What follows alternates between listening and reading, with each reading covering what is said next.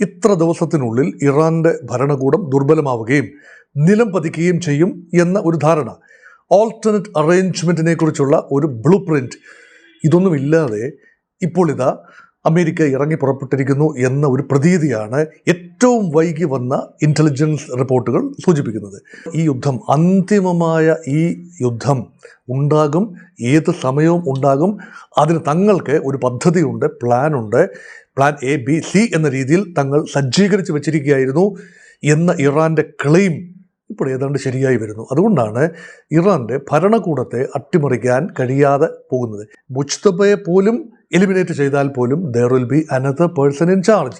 എപ്പോഴും ലോകത്തിൻ്റെ മുൻകാല ചരിത്രം നോക്കിയാൽ യുദ്ധത്തിനുള്ള കോമ്പൻസേഷനാണ് ഫർദർ യുദ്ധത്തിലേക്ക് നയിച്ചത് എന്ന് കാണാം.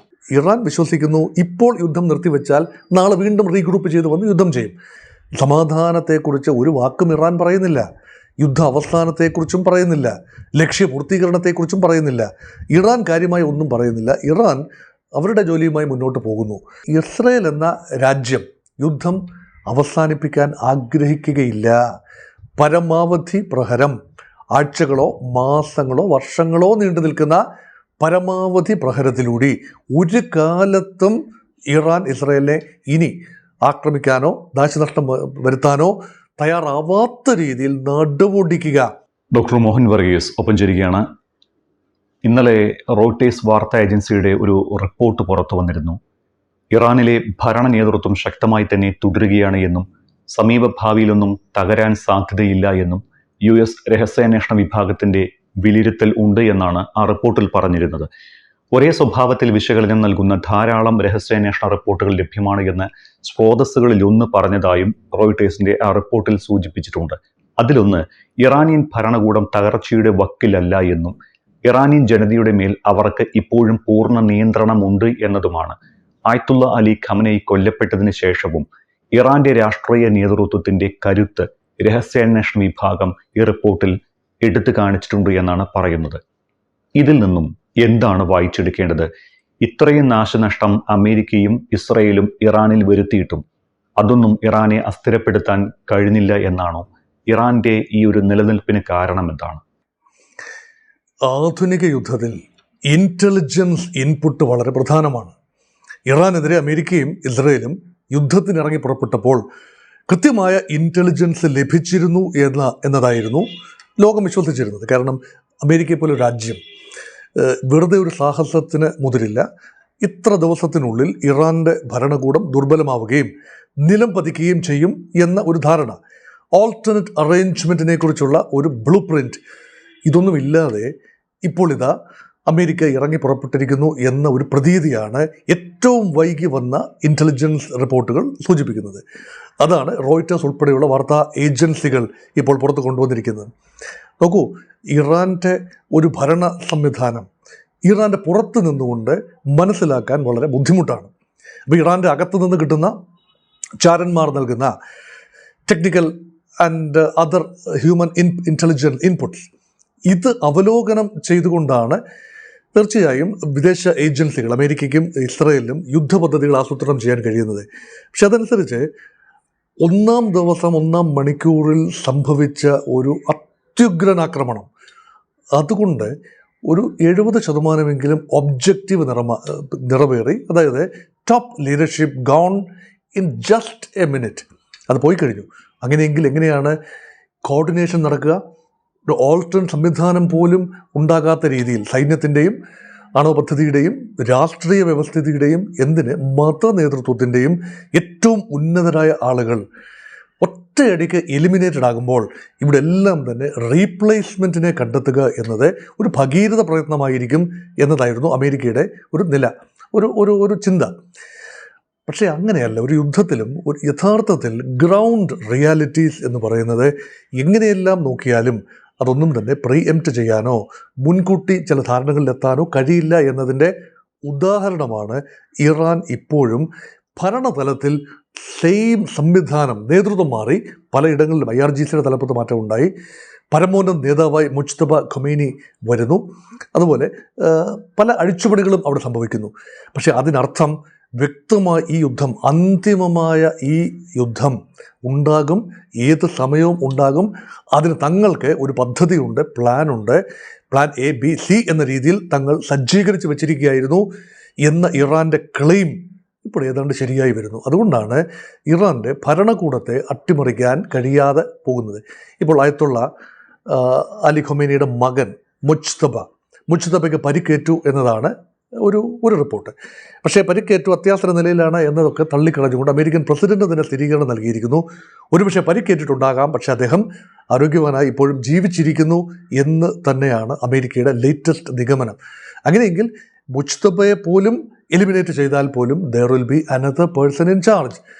അങ്ങനെ ഒരു ലോങ് ടേം യുദ്ധത്തിന് വേണ്ടി തയ്യാറെടുത്തുകൊണ്ട് വർഷങ്ങളോളം പ്രതീക്ഷിച്ച് നിന്ന ഒരു രാജ്യമാണ് ഇറാൻ. ഇന്നല്ലെങ്കിൽ നാളെ ഇറാൻ എടുക്കുന്ന നിലപാടുകൾ, death to America, death to Israel എന്ന് പറയുമ്പോൾ സ്വാഭാവികമായി ഏതെങ്കിലും ഒരു സമയത്ത് ആക്രമണം പ്രതീക്ഷിക്കാമല്ലോ.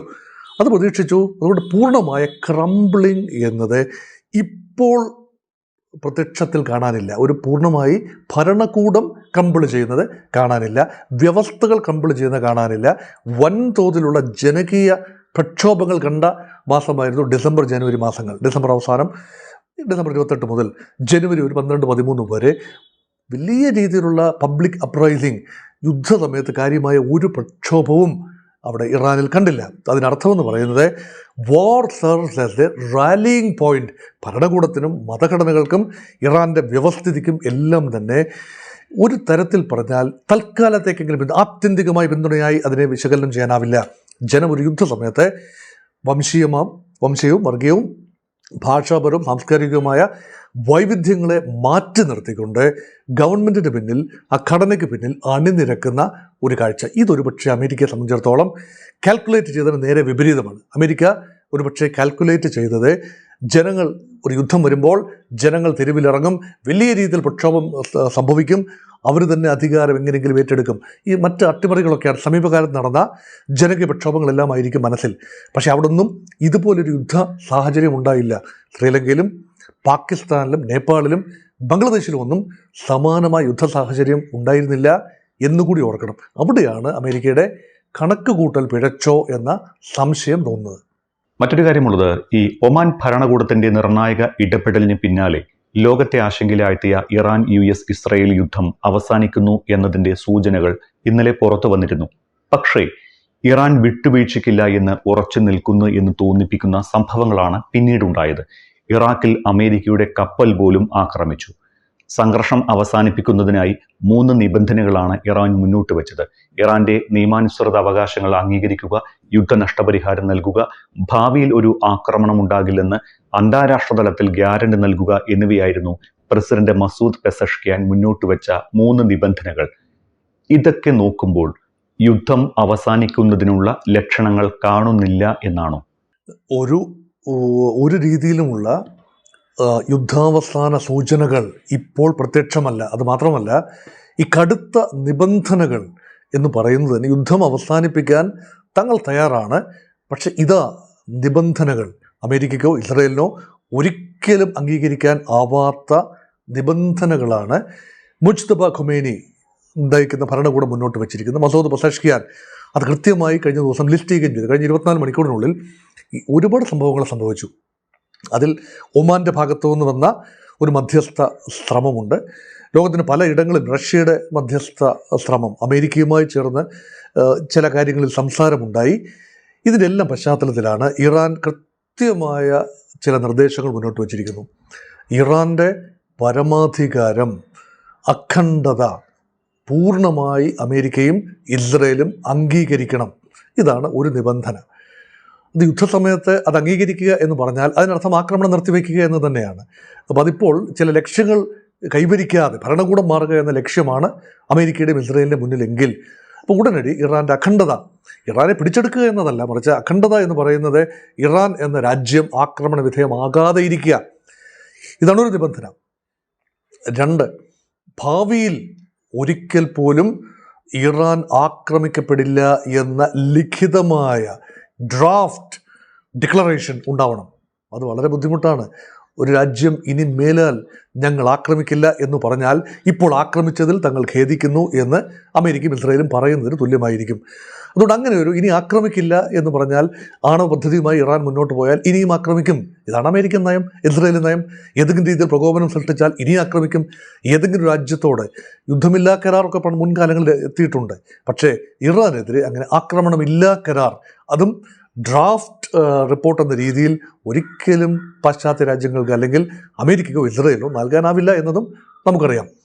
മൂന്നാമത്തേത് ഇതിനേക്കാൾ സങ്കീർണമാണ്. യുദ്ധം വരുത്തിവെച്ചത് നിങ്ങളാണ്, അമേരിക്കയും ഇസ്രായേലുമാണ്. അതുകൊണ്ട് പൂർണ്ണമായ നഷ്ടപരിഹാരം, ഇറാനുള്ളിൽ സംഭവിച്ച അറ്റകുറ്റങ്ങൾ, നാശനഷ്ടങ്ങൾ, ജീവഹാനി എല്ലാം, ജീവൻ തിരിച്ചു നൽകാനാവില്ല, നാശനഷ്ടങ്ങൾക്ക് ഉള്ള ഭീമമായ ഒരു കോമ്പൻസേഷൻ, വാർ കോമ്പൻസേഷൻ നൽകണം. എപ്പോഴും ലോകത്തിൻ്റെ മുൻകാല ചരിത്രം നോക്കിയാൽ ഈ യുദ്ധത്തിനുള്ള കോമ്പൻസേഷനാണ് ഫർദർ യുദ്ധത്തിലേക്ക് നയിച്ചത് എന്ന് കാണാം. ഇപ്പോൾ കഴിഞ്ഞ പ്രാവശ്യം സത്യം പറഞ്ഞാൽ വിജയിക്കുന്ന കക്ഷികൾ പരാജയപ്പെടുന്നവരോടാണ് കോമ്പൻസേഷൻ ചോദിക്കുന്നത്. ഒന്നാം ലോക മഹായുദ്ധം വിജയിച്ചത് ഫ്രാൻസും ബ്രിട്ടനും ഒക്കെ ചേർന്നാണ്. ജർമ്മനിയും ഇറ്റലിയും പരാജയപ്പെടുത്തി. പക്ഷേ വിജയിച്ച കക്ഷികൾ വിന്നർ ടേക്സ് ഇറ്റ് ഓൾ എന്ന പ്രമാണം വെച്ചുകൊണ്ട് പരാജയപ്പെട്ട ജർമ്മനിക്കും ഇറ്റലിക്കുമെതിരെ ഒരിക്കലും പൂർത്തീകരിക്കാനാവാത്ത രീതിയിലുള്ള വാർ കോമ്പൻസേഷൻ ഡിമാൻഡ് ചെയ്തു. അവരുടെ ഇക്കോണമിക്ക് താങ്ങാനാവാത്ത വൻ തുകയാണ്.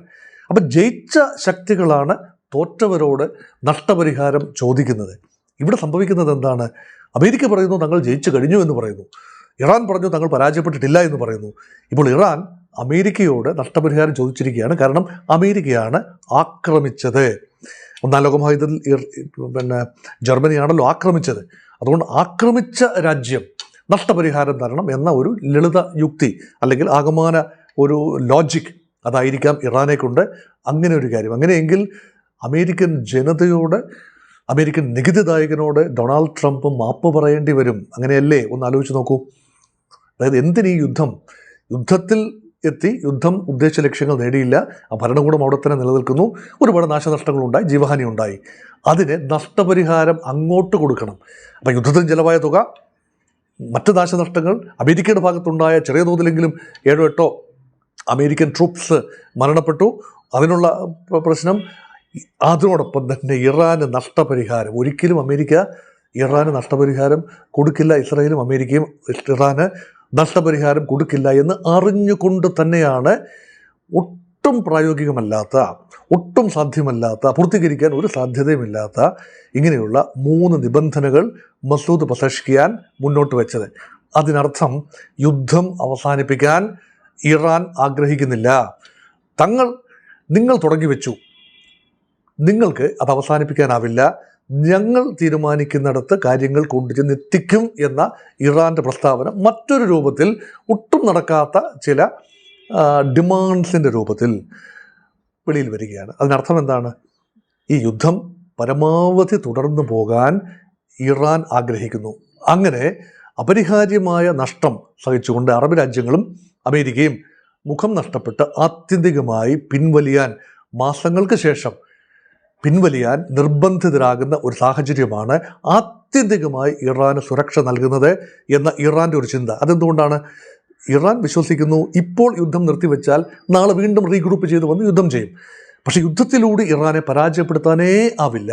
ഇറാൻ ഒരു ലോങ് വെയിറ്റിംഗ് ഗെയിം ആവും കളിക്കുക എന്ന ഒരു ചരിത്രപരമായ ബോധ്യമുണ്ടെങ്കിൽ പിന്നെ ഇറാനെതിരെ ആരും സാഹസത്തിന് വരില്ല എന്ന ചിന്തയാവാം ഒരുപക്ഷെ.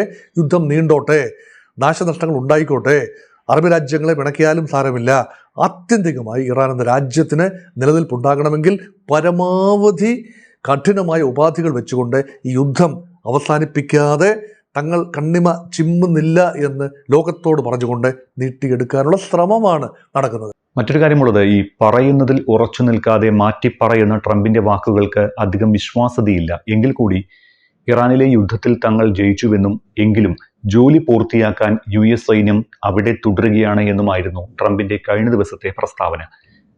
ഈ യുദ്ധം എങ്ങനെയെങ്കിലും അവസാനിപ്പിച്ചാൽ മതി എന്ന ലക്ഷ്യം കൂടിയില്ലേ ട്രംപിന്റെ ഈ പ്രസ്താവനയിൽ? അപ്പോൾ യുദ്ധം നിർത്താൻ ആർക്കാണ് തിടുക്കം? ട്രംപിനാണോ ഇറാനാണോ? ന്യായമായ ചോദ്യം. യുദ്ധം നിർത്താൻ തിടുക്കം കൂട്ടുന്നത് ആര്? ആക്രമണം നടത്തിയ ഡൊണാൾഡ് ട്രംപും ബെഞ്ചമിൻ നെതന്യാഹുവുമാണോ, അതോ ആക്രമണ വിധേയമായ പ്രത്യാക്രമണം നടത്തിയ ഇറാനാണോ? ഇവിടെ ഇപ്പോൾ കടന്നു വരുന്ന സൂചനകൾ അനുസരിച്ച് സമാധാനത്തെക്കുറിച്ച് ഒരു വാക്കും ഇറാൻ പറയുന്നില്ല, യുദ്ധ അവസാനത്തെക്കുറിച്ചും പറയുന്നില്ല, ലക്ഷ്യപൂർത്തീകരണത്തെക്കുറിച്ചും പറയുന്നില്ല. ഇറാൻ കാര്യമായി ഒന്നും പറയുന്നില്ല. ഇറാൻ അവരുടെ ജോലിയുമായി മുന്നോട്ട് പോകുന്നു. നാശനഷ്ടങ്ങളേറെ സംഭവിക്കുന്നു, അത് ശരിയാണ്. ആകാശത്തിൽ പൂർണ്ണമായ മേധാവിത്വം അമേരിക്കയ്ക്കും ഇസ്രയേലിനുമാണ്, സംശയമില്ല. പക്ഷേ ഇറാൻ്റെ യഥാർത്ഥ സ്ട്രെങ്ത് മറ്റു ചിലയിടത്താണ് എന്ന ബോധ്യത്തിലാവാം ഇറാൻ ലോങ് ടേം ബാറ്റിൽ അതിനുള്ള ഗിയർഡപ്പാണ്. അതുകൊണ്ടാണ് കീഴടങ്ങലിനെക്കുറിച്ച് ഒരു നിഘണ്ടുവിൽ, ഇറാൻ്റെ നിഘണ്ടുവിൽ കീഴടങ്ങൽ എന്നൊരു കാര്യം ഇതുവരെ, അല്ലെങ്കിൽ തങ്ങൾ സന്ധിക്ക് തയ്യാറാണ്, ചില ഉപാധികളോടെ സന്ധിക്ക് തയ്യാറാണ്. സന്ധി എന്ന വാക്കും പറയുന്നില്ല, സമാധാനം എന്ന വാക്കും പറയുന്നില്ല. തുടങ്ങി വെച്ചത് അമേരിക്കയാണ് എങ്കിൽ തീർക്കുന്നത് തങ്ങൾ നിശ്ചയിക്കുന്ന സമയത്തായിരിക്കും എന്ന നിലപാട് തന്നെയാണ് ഇറാൻ വെക്കുന്നത്. അതുകൊണ്ടാണ് എന്തെല്ലാം അമേരിക്ക ആദ്യഘട്ടത്തിൽ പറഞ്ഞോ അത് ചെറിയ രീതിയിൽ മോഡിഫൈ ചെയ്ത് പറയുന്ന ട്രംപിനെ കാണുന്നു. അതുകൊണ്ട് ട്രംപ് മാറ്റിയും മറിച്ചും പറഞ്ഞു എന്നത് മാത്രമല്ല, അതുകൊണ്ട് ചഞ്ചലചിത്തനാകുന്നു ട്രംപ്. അദ്ദേഹത്തിന് ലഭിക്കുന്ന അഡ്വൈസ് അനുസരിച്ച് മാത്രമല്ലേ അദ്ദേഹത്തിന് മുന്നോട്ട് പോകാനാവൂ. ഇപ്പം ജിയോ പൊളിറ്റിക്സ് അറിയാവുന്ന ആളുകളാണ് ഉപദേശകർ. ഇതുകൊണ്ടുണ്ടാകുന്ന സ്പൈറലിംഗ് ഇഫക്റ്റ്, ഇക്കോണമിക്ക് ഉണ്ടാകുന്ന ഇഫക്റ്റ്, ഓയിൽ ട്രേഡിനുണ്ടാകാൻ, സപ്ലൈ ചെയിനുണ്ടാകാവുന്ന റപ്ചർ, ഇതെല്ലാം തന്നെ മുൻകൂട്ടി കൃത്യമായ ഗവേഷണം നടത്തി തന്നെയാണല്ലോ ഒരു യുദ്ധത്തിന് അമേരിക്ക പുറപ്പെടുന്നത്. അപ്പോൾ യഥാർത്ഥത്തിൽ യുദ്ധഭൂമിയിൽ നിന്ന് വരുന്ന റിപ്പോർട്ടുകളും യുദ്ധം കൊണ്ട് സംഭവിക്കുന്ന അമേരിക്ക കണക്ക് കൂട്ടിയ രീതിയിൽ ആവണമെന്നില്ല കാര്യങ്ങൾ ഇപ്പോൾ സംഭവിച്ചിരിക്കുന്നത്. മേഖലാ യുദ്ധമാവും എന്ന് ഇറാൻ പറഞ്ഞപ്പോൾ വലിയ ഒരു മേഖലാ യുദ്ധമായി ഇത് പരിണമിക്കും എന്ന് അമേരിക്ക ഒരിക്കലും ചിന്തിച്ചില്ല. ഇത് വെറും ഇറാൻ്റെ ജൽപ്പനങ്ങൾ മാത്രമാണ്. സൗദി ഉൾപ്പെടെയുള്ള GCC രാജ്യങ്ങളെ ആക്രമിക്കും എന്നത് ജൽപ്പനങ്ങൾ മാത്രമാണ് എന്ന് അമേരിക്ക കണക്കുകൂട്ടി. അതുപോലെ ഇക്കണോമിക് ഇൻസ്റ്റലേഷൻ, സോഫ്റ്റ് ടാർഗറ്റ്സ്, വിമാനത്താവളങ്ങൾ, എണ്ണ സംഭരണശാലകൾ, ഡീസാലിനേഷൻ പ്ലാന്റുകൾ മുതലായവ ആക്രമിക്കപ്പെടും എന്നും ഒരുപക്ഷെ ജലവിതരണം പോലും തടസ്സപ്പെടും എന്നും, ഹോർമൂസിൽ ആഴ്ചകളോളം ഒരുപക്ഷെ മാസങ്ങളോളം കപ്പലുകൾ കെട്ടിക്കിടന്നാൽ എണ്ണ പ്രതിസന്ധി രൂക്ഷമാകും. അത് രണ്ട് രീതിയിൽ എഫക്റ്റ് ചെയ്യും. അറബി രാജ്യങ്ങൾക്ക്, GCC രാജ്യങ്ങൾക്ക് അവരുടെ എണ്ണ സംഭരണശാലകളിൽ ഒട്ടും തന്നെ സ്ഥലമില്ലാതെയാകും. ഉൽപ്പാദിപ്പിച്ച എണ്ണ സംഭരിച്ചു വെക്കാൻ സ്ഥലമില്ലാതെയാവും. അതുകൊണ്ട് ഉത്പാദനം നിർത്തിവെക്കേണ്ടി വരും. ഇപ്പോൾ തന്നെ അത് ഭാഗികമായി നിർത്തിവെച്ചു. ഖത്തറിൽ ഉൾപ്പെടെ ഗ്യാസ് ഉൽപ്പാദനം, CNG LNG ഉത്പാദനം പൂർണ്ണമായി നിർത്തിവെച്ചിരിക്കുന്നു. അത് വലിയൊരു ബാധ്യതയാണ്. എത്ര കാലം അവർക്ക് പിടിച്ചു നിൽക്കാനാവും? സമ്പദ് വ്യവസ്ഥയ്ക്ക് കുറേയൊക്കെ ബഫർ ഉണ്ടാവും, കുറേയൊക്കെ സേവിങ്സ് ഉണ്ടാവും, അന്യരാജ്യത്ത് നിക്ഷേപങ്ങളുണ്ടാകും. ഗൾഫ് രാജ്യങ്ങളൊന്നും പെട്ടെന്ന് തകരില്ല, അവരുടെ ഇക്കോണമിയൊന്നും ആ രീതിയിൽ തകരില്ല. വർഷങ്ങളായി നേടിയെടുത്ത സമ്പത്തുണ്ട്.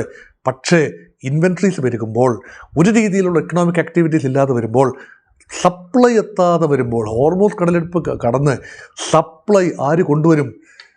അല്ലെങ്കിൽ പിന്നെ അമേരിക്ക എയർലിഫ്റ്റ് ചെയ്യേണ്ടി വരും. വലിയ തോതിൽ അവശ്യ വസ്തുക്കൾ അമേരിക്ക എയർലിഫ്റ്റ് ചെയ്ത് ഗൾഫ് രാജ്യങ്ങൾ എത്തിക്കേണ്ടി വരും. അത് വലിയ ചിലവുള്ള കാര്യമാണ്, സാധ്യമാവുന്ന കാര്യവുമല്ല. ഇത്രയധികം ആളുകൾക്ക്, ഇത്ര രാജ്യങ്ങൾക്ക്, 8-9 രാജ്യങ്ങൾക്കുള്ള എയർലിഫ്റ്റിംഗ് ഒന്നും സാധ്യമാകണമെന്നില്ല. ആ ഒരു സാഹചര്യം ആണ് യഥാർത്ഥത്തിൽ യുദ്ധത്തിൻ്റെ ഗതിവിഗതികൾ നിർണ്ണയിക്കുക. അതുകൊണ്ട് വലിയ സമ്മർദ്ദം തനിക്ക് മേൽ ഉണ്ടാകുന്നതിന് മുൻപ് ഗൾഫ് രാജ്യങ്ങളിൽ നിന്നും പുറത്തുനിന്നും സ്വന്തം ജനങ്ങളുടെ ഭാഗത്തു നിന്നും, അമേരിക്കൻ പൊതുജനാഭിപ്രായമാണ് ഉദ്ദേശിക്കുന്നത്, അമേരിക്കൻ പാർലമെൻറ്റായ കോൺഗ്രസിൻ്റെ ഭാഗത്തു നിന്നും തനിക്ക് മേൽ വൻപൻ സമ്മർദ്ദം ഉണ്ടാകുന്നതിന് മുൻപ് എങ്ങനെയെങ്കിലും തലയൂരുക എന്ന ഒരു ട്രംപിൻ്റെ ചിന്ത ഒരുപക്ഷെ ഇപ്പോൾ വർക്ക് ചെയ്യുന്നുണ്ടാകാം. അതുകൊണ്ടാണ് ട്രംപിൻ്റെ ക്യാമ്പിലെ, മാഗ ക്യാമ്പിലെ തീവ്ര നിലപാടുകാരായ വിദേശകാര്യ സെക്രട്ടറി മാർക്കോ റൂബിയോ ഉൾപ്പെടെയുള്ള ആളുകളുടെ ഉപദേശം കേട്ട് ചാടിപ്പുറപ്പെട്ട അമേരിക്കയ്ക്ക് ഇപ്പോൾ ലേശം പിഴച്ചു എന്ന തോന്നൽ. അങ്ങനെയെങ്കിൽ കൂടുതൽ മുഖം വികൃതമാകുന്നതിന് മുൻപ്, മുഖം നഷ്ടപ്പെടുന്നതിന് മുൻപ് പിൻവാങ്ങുക. ഇപ്പോഴുള്ള നേട്ടങ്ങൾ തൻ്റെ നേട്ടങ്ങളായി ഇപ്പോൾ ലഭിച്ച ചില നേട്ടങ്ങളുണ്ട്. അയത്തുള്ള അലി ഖുമൈനി ഉൾപ്പെടെ വധിച്ചു എന്നത് നേട്ടം തന്നെയാണ്. വലിയ രീതിയിൽ മിസൈൽ ശേഖരം തകർക്കാനായി എന്നത് നേട്ടം തന്നെയാണ്. കാര്യമായ നാശനഷ്ടങ്ങൾ അമേരിക്കയ്ക്ക് സംഭവിച്ചില്ല, ചെറിയ നാശനഷ്ടങ്ങൾ സംഭവിച്ചിട്ടുണ്ട്. ഇറാനായിരിക്കും കൂടുതൽ നാശനഷ്ടങ്ങൾ സംഭവിച്ചത്. ആ പോയിന്റിൽ വെച്ച് നിർത്തി പിന്മാറാൻ എന്തെങ്കിലും ഒരു കരാർ സാധ്യമാകുമോ? എന്തെങ്കിലും ഒരു നേട്ടം കാണിക്കാനാവുമോ? അതാണ് ട്രംപിനെ കുഴയ്ക്കുന്ന ചോദ്യം. ഇത് കുരങ്ങൻ കള്ളുകുടത്തിൽ തലയിട്ടത് മാതിരിയായി. എല്ലാം അവിടുന്ന് നേടിയെടുക്കാം. ഒരുപക്ഷെ ഇറാൻ്റെ എണ്ണ സമ്പത്ത് ഉൾപ്പെടെ ആത്യന്തികമായി നേടിയെടുക്കാം. അമേരിക്കൻ കമ്പനികൾ ധാരധാരയായി ഇറാനിലേക്ക് പെയ്തിറങ്ങും. അവരിങ്ങനെ ഇറാൻ്റെ എണ്ണ വലിയ തോതിൽ സമ്പുഷ്ടമാക്കി ലോകവിപണിയിൽ വിൽക്കും. ഇറാൻ്റെ ജനതയ്ക്കും അതിൻ്റെ പ്രയോജനം ലഭിക്കും, അമേരിക്കൻ കമ്പനികൾക്കും പ്രയോജനം ലഭിക്കും. ലോകത്തിൻ്റെ എണ്ണ വിപണിയുടെ ഏതാണ്ട് റഷ്യ ഒഴിച്ചുള്ള മറ്റെല്ലാ വിപണികളുടെയും നിയന്ത്രണം അമേരിക്കയുടെ കയ്യിൽ വന്ന് ചേരുകയാണ്. സൗദി അറേബ്യയൊക്കെ അമേരിക്കയോടൊപ്പം നിൽക്കുന്നതല്ല, വെനിസ്വേല പിടിച്ചെടുത്ത് കഴിഞ്ഞു. അതുകൊണ്ട് ഇറാൻ്റെ എണ്ണപ്പാടങ്ങൾ ഉൾപ്പെടെ അമേരിക്കയുടേതായി മാറും എന്നൊരു ചിന്ത അതിപ്പോൾ അത്ര സുഗമമായി നടക്കില്ല. അപ്പോൾ ആ ഒരു സാമ്പത്തിക ഉദ്ദേശം മാറ്റിവെച്ചിട്ട് രാഷ്ട്രീയ നേട്ടങ്ങൾ, സൈനിക നേട്ടങ്ങൾ, സുരക്ഷാ നേട്ടങ്ങൾ എല്ലാം പെരുപ്പിച്ച് കാണിച്ചുകൊണ്ട് പിന്മാറാൻ അവസരമുണ്ടോ എന്നുകൂടിയാണ് ട്രംപ് തിരക്കുന്നത്. യുദ്ധം അവസാനിക്കണമെന്നാണ് ഇറാനും അമേരിക്കയും ആഗ്രഹിക്കുന്നത്. പല പ്രസ്താവനകളിൽ നിന്നും നമുക്കത് മനസ്സിലാകുന്നുണ്ട്. പക്ഷേ ഇസ്രയേലിന് യുദ്ധം തുടരണം എന്നൊരു നിലപാടാണ്. കാരണം ഇസ്രയേൽ പേടിക്കുന്നത് ഇറാന്റെ മിസൈൽ ശേഖരമാണല്ലോ. അത് മുഴുവൻ ഇതുവരെ നശിപ്പിക്കാനുമായിട്ടില്ല. അങ്ങനെ നോക്കുമ്പോൾ ഈ യുദ്ധത്തിനിടയിൽ കിടന്ന് കളിക്കുന്നത് ഇസ്രയേലാണോ ശരിക്കും? അമേരിക്കയെ ഇറാനിൽ ലോക്കാക്കിയോ ഇസ്രയേൽ? യുദ്ധം തുടങ്ങിയത് മുതൽ അമേരിക്കയ്ക്ക് ഉള്ളിൽ കേൾക്കുന്ന പ്രധാന ചോദ്യം ഇത് തന്നെയാണ്. ഇതാരുടെ യുദ്ധം? ഇസ്രയേലിന് വേണ്ടി അമേരിക്ക ചെയ്യുന്ന യുദ്ധമാണോ? അമേരിക്കയ്ക്ക് വേണ്ടി ചെയ്യുന്ന യുദ്ധമാണോ? അതോ ഒരു വഴിപാട് പോലെ കലാകാലങ്ങളിൽ ചെയ്യുന്ന ഒരു അനുഷ്ഠാനം എന്ന നിലയിൽ ഒരു യുദ്ധം കൂടി, പ്രത്യേകിച്ച് ആയുധങ്ങളൊക്കെ ഒന്ന് ഷോക്കേസ് ചെയ്യാൻ കിട്ടുന്നൊരു അവസരം, ആയുധങ്ങളുടെ പ്രഹരശേഷി ലോകത്തിന് കാട്ടിക്കൊടുക്കാൻ, അങ്ങനെ ഭാവിയിൽ ബിസിനസ് കിട്ടാൻ ലഭിക്കുന്നൊരു അവസരം, ഇതിലേതാണ്? ഇതിൽ കൂടുതൽ പേർക്ക് ഇപ്പോൾ അമേരിക്കയ്ക്കുള്ളിൽ, അതിന് പുറത്തെന്ത് തോന്നുന്നു എന്നുള്ളത് പ്രധാനമല്ല. അമേരിക്കൻ പ്രസിഡന്റ് ലോകാഭിപ്രായം അനുസരിച്ചല്ല പ്രവർത്തിക്കുന്നത്, മറിച്ച് അമേരിക്കയ്ക്കുള്ളിലെ വിവിധങ്ങളായ ചിന്തകൾ ക്രോഡീകരിച്ചുകൊണ്ട് ഏത് ചിന്തയ്ക്കാണോ പ്രാമുഖ്യം വരുന്നത് അതനുസരിച്ച് വേണമല്ലോ അമേരിക്കൻ ഭരണകൂടം നീങ്ങാൻ. പലപ്പോഴും ട്രംപ് എന്ന വ്യക്തി പൊതുധാരണയ്ക്ക് വിപരീതമായി തൻ്റെതായ മുഷ്കിൽ, തൻ്റെതായ താൻ പൊരിമയിൽ കാര്യങ്ങൾ ചെയ്യുന്നു എന്നതാണ് കാര്യങ്ങൾ സങ്കീർണമാക്കുന്നത്. പക്ഷേ ഇസ്രയേൽ എന്ന രാജ്യം യുദ്ധം അവസാനിപ്പിക്കാൻ ആഗ്രഹിക്കുകയില്ല. പരമാവധി പ്രഹരം, ആഴ്ചകളോ മാസങ്ങളോ വർഷങ്ങളോ നീണ്ടു നിൽക്കുന്ന പരമാവധി പ്രഹരത്തിലൂടെ ഒരു കാലത്തും ഇറാൻ ഇസ്രയേലിനെ ഇനി ആക്രമിക്കാനോ നാശനഷ്ടം വരുത്താനോ തയ്യാറാവാത്ത രീതിയിൽ നടുവൊടിക്കുക, അതിനേറെ കാലമെടുക്കും. ഏതാനും ആഴ്ചകൾ കൊണ്ടുള്ള ആക്രമണത്തിൽ ഇറാൻ്റെ ശക്തി ക്ഷയിക്കും, ശരിയാണ്.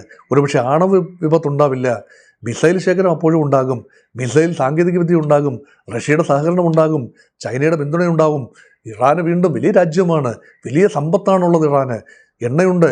സമാധാന സമയം വരുമ്പോൾ എണ്ണയൊക്കെ ഊറ്റിയെടുക്കും, എണ്ണ വിൽക്കും, സമ്പുഷ്ടീകരിക്കും, വിൽക്കും. അങ്ങനെ ഇറാൻ വലിയ സാമ്പത്തിക ശക്തി കൂടിയാണ്. ഇറാൻ ഒരു ദരിദ്രരാജ്യമായിരുന്നുവെങ്കിൽ പ്രശ്നമില്ല. ഇസ്രയേലിന് കാര്യമായി എണ്ണ നിക്ഷേപമില്ല എന്ന് ഓർക്കണം. ഇസ്രയേൽ എപ്പോഴും the depend on other countries. അവർക്ക് ആകെ കൈമുതലുള്ളത് അവരുടെ വളരെ ഗുണമേന്മയുള്ളൊരു ഹ്യൂമൻ റിസോഴ്സിൻ്റെ ഒരു പിൻബലം അവർക്കുണ്ട്. ചെറിയ ഹ്യൂമൻ റിസോഴ്സാണ്, പക്ഷേ അവർ technically skill, professionally equipped human റിസോഴ്സാണ്. അത് ചെറിയ നമ്പറാണ്, 90 ലക്ഷം, 1 കോടിയിൽ താഴെ ജനങ്ങൾ. പക്ഷേ അവരുടെ പിൻബലം ടെക്നോളജിയാണ്, അപ്ഡേറ്റഡ് ആണ്. ഇസ്രയേലിൻ്റെ വാർ മെഷീനറി അപ്ഡേറ്റഡ് ആണ്. പിന്നെ ഒന്നും പേടിക്കാനില്ല, അമേരിക്കയുടെ സഹായം ഉള്ളിടത്തോളം ഒന്നും പേടിക്കാനില്ല. അതുമാത്രം മതിയാകുമോ എന്നതാണ്. അപ്പോൾ എത്ര കാലം അമേരിക്കയുടെ തണലിൽ ഇസ്രയേലിന് മുന്നോട്ട് പോകാനാവും? അവിടെ ഒരു ചോദ്യം ഉയരുന്നു. ലോകരാജ്യങ്ങളും ചോദിക്കുന്നൊരു ചോദ്യമാണ്, എന്തിന് ഈ ഘട്ടത്തിൽ യുദ്ധത്തിൽ ഏർപ്പെട്ടു? അതിന് ഉത്തരം കണ്ടെത്താനാവുന്നില്ല. അവിടെയാണ് യുദ്ധം അവസാനിപ്പിക്കണമെന്നിപ്പോൾ ഇറാൻ ഒരു പക്ഷേ ഉള്ളിൽ ആഗ്രഹിക്കുന്നുണ്ടാകാം, പിടിച്ച് നിൽക്കണമല്ലോ, പോയിക്കോട്ടെ, പക്ഷേ കീഴടങ്ങാൻ തയ്യാറല്ല. അമേരിക്കയ്ക്ക് എങ്ങനെയെങ്കിലും ഇത് അവസാനിപ്പിക്കണം, പക്ഷേ പരമാവധി നീട്ടിയെടുക്കാൻ ട്രംപിൻ്റെ മേൽ, യുദ്ധം നീട്ടിയെടുക്കാൻ ഡൊണാൾഡ് ട്രംപിന് മേൽ സമ്മർദ്ദം ചെലുത്തുന്നത് ഇസ്രയേൽ തന്നെ ആവണം. അതിന് അമേരിക്ക വഴങ്ങി കൊടുക്കണമോ? അമേരിക്കയിൽ ഇനി വരാൻ പോകുന്ന പൊതുതെരഞ്ഞെടുപ്പ്, ഇടക്കാല തെരഞ്ഞെടുപ്പ്, 2026 നവംബറിൽ നടക്കേണ്ട തെരഞ്ഞെടുപ്പിൽ മുഖ്യ വിഷയമാകാൻ പോകേണ്ടത് അമേരിക്കയുടെ ദേശീയ താല്പര്യമനുസരിച്ചാണോ ഈ യുദ്ധം, അതോ മറ്റേതെങ്കിലും സ്വാർത്ഥ താല്പര്യങ്ങളുടെ അടിസ്ഥാനത്തിലാണോ? ട്രംപിന് ഏറെ ഉത്തരങ്ങൾ പറയേണ്ടി വരും. വളരെയധികം നന്ദി ഡോക്ടർ മോഹൻ വർഗീസ്. യുദ്ധം ഉടനടി അവസാനിക്കാൻ സാധ്യതയുണ്ടോ, എന്തുകൊണ്ടാണ് ഇങ്ങനെ നീണ്ടുപോകുന്നത് എന്ന കാര്യത്തിലൊക്കെ ഒരു കൃത്യമായ ഒരു വ്യക്തത പ്രേക്ഷകർക്ക് കിട്ടിയിട്ടുണ്ട്. നമുക്ക് ഇനിയുള്ള എപ്പിസോഡുകളിൽ GCC രാജ്യങ്ങളുടെ നിലപാട് കൂടി ചർച്ച ചെയ്യേണ്ടതുണ്ട്. അതൊക്കെ അടുത്ത എപ്പിസോഡിൽ.